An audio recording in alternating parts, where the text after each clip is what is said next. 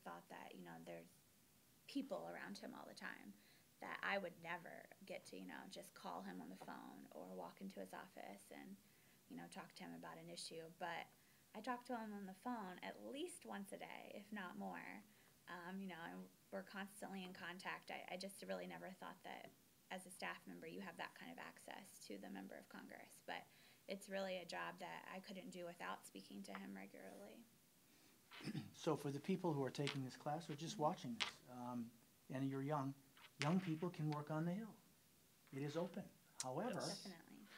it's not an immediate thing. You have to prepare for this. So how does one get to the Hill? How do you get there if you want to work there? You have to intern. It's If I could change one. No, and interning's tough. It's not glamorous. You answer phones. You do. I guess I don't do as much anymore, but you do Capitol tours. You write constituent mail that say I don't want to write as a current legislative staffer. You do a lot of odd tasks and go to briefings. It's not. You get some FaceTime with the member, but sometimes it varies by office. I would say it's not glamorous stuff, but you have to build a resume first that shows that you're politically involved or interesting. I would say to get an internship, and then they're not paid, and you have to figure out how to live in the city. It's really there's definitely a mentality on Capitol Hill that you have to pay your dues. You gotta want to have to do it. Right, and I started as an intern. Graham started as an intern. We've all been there. Everyone that you're going to be working with started off as an intern, unless they were extremely lucky. Yeah. And kind of jumped in at the ground level.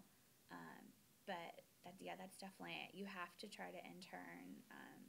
How does one get an internship? So there, if you're interested in a particular member, they often have internship application information on their websites.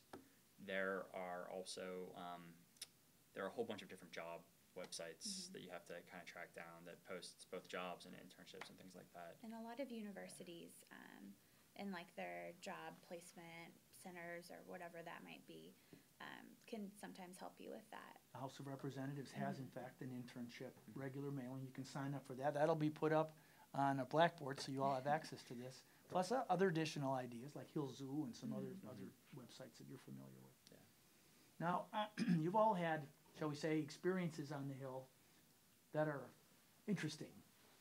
Do you have some interesting story you'd like to share with us? I mean, it doesn't really... Can be embarrassing. Yeah, I mean, okay. this is slightly embarrassing. I started my first day as a press secretary. I had broken my collarbone the day before.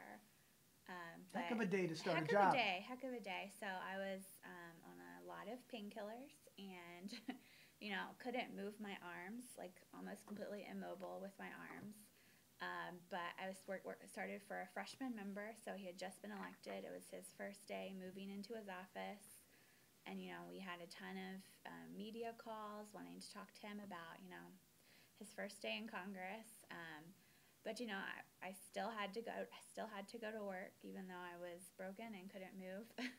And it just made for a really interesting day. And I can't remember anything that happened that day, other than the fact that when I got home, I noticed that I was wearing one of my coworkers' coats. So, it's kind of a blur. It's just another reinforcement of, I think, folks who work on the Hill work really hard. And, even if we can't move our arm or, we don't really know what's going on, we're still there and we're still working, and it's kind of scary. But it's definitely a great job, but a lot of hard work. You got a story for us? I guess the most insane experience I've ever had on Capitol Hill had everything to do with the Obamacare bill, as we now proudly call it. During, I forget which round of votes, we had a couple of different times we voted on it. First, and November 7th was the day before my birthday, and then in the spring, one of those times, or maybe both of those times, we were invaded by the Tea Party was really rocking at this time, and we had to actually lock our door because there were so many Tea Party folks who were coming in to yell at us, and they were kicking our door, and they had to put a police person. They're kicking your door. They're kicking our door and shoving paper underneath that was telling us to vote no.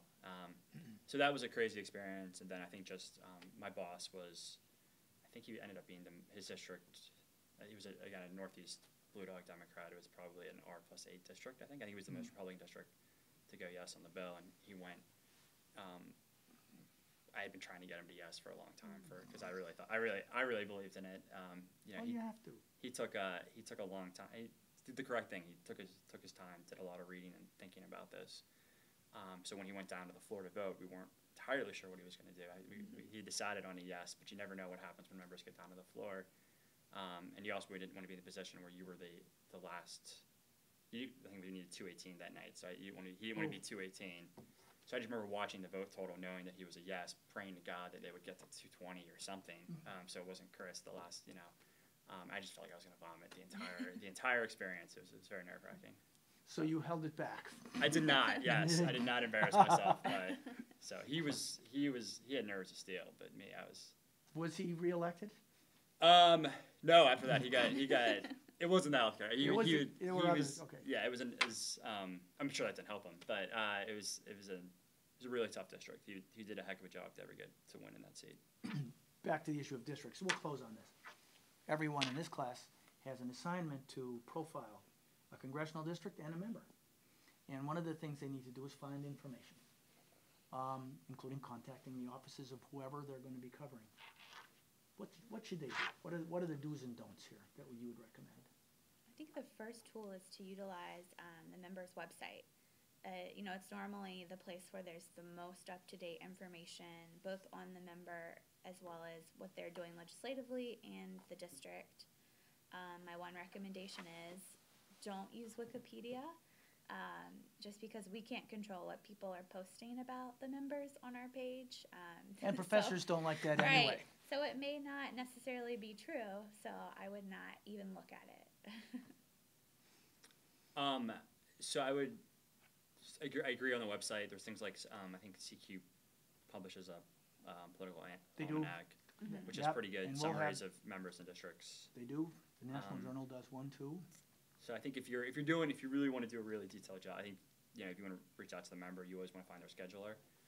I'd ask to speak to somebody if you're being really diligent. Ask to speak to somebody from the legislative staff about their also, and then if you want to get a really interesting view, they get forgotten in this, but the constituent caseworkers normally have really interesting things to say about the district because they've normally been, I've been with my current boss for a year and a half. Our caseworker's been there forever. So the thing to do is just ask. Right. Ask and you Yes, shall ask. receive, and you might have to be persistent. And take note of the house calendar maybe when you're asking. Staffers are more likely to respond to you or have time to talk when we're in recess or on a district work period. So Oh, and that's one a last question. suggestion. Thank you for that. One of the things since you were students of mine, you both, so everybody understands this, while you were a staffer, you were in graduate school. Yes. You could actually pull that off. Not easy. Not easy. Is this where, Beth, time management skills come in handy? Definitely. I learned a lot of time management skills doing that and learned how to function without sleep. But it definitely was where, you have to get your schoolwork done, but my job also pays my bills. So you have to figure out how to make the two work together. Words to the wise, Graham? It was very difficult. If I was going to do graduate school, again, I probably would have. It's tough because this is a job it's a very demanding job. I can never quite turn it off, which is probably not good for my sleep period. So in the hour, you can't control your hours, so it's very difficult to figure out how to manage your time to go to school. But I survived. So it's Managing doable. time and surviving. I can't think of any better recommendations. Thank you both for being a part of this. Thank you. Thank you. And thank you for listening in.